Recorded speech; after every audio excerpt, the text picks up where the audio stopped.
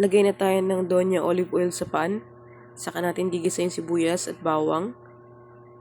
Haluin, mekos-mekos hanggang sa maluto. Saka natin lalagay yung baboy. Kailangan lutuin siya bago natin lalagyan ng tubig. Kailangan natin siyang pakuluan sa tubig para malambot na malambot ang baboy. Pagkulo, lagyan na natin ng toyo at suka. Takpan ulit natin. Pagkulo, lagyan na natin siya ng pamintang wasak at saka swerting dahon. Mekos-mekos lang natin siya ng konti. Saka natin siya lalagyan ng sili, pampaanghang, pampasarap, pampagana.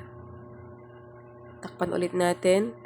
Pagkulo, lagay na natin yung pineapple tidbits para healthy kunwari.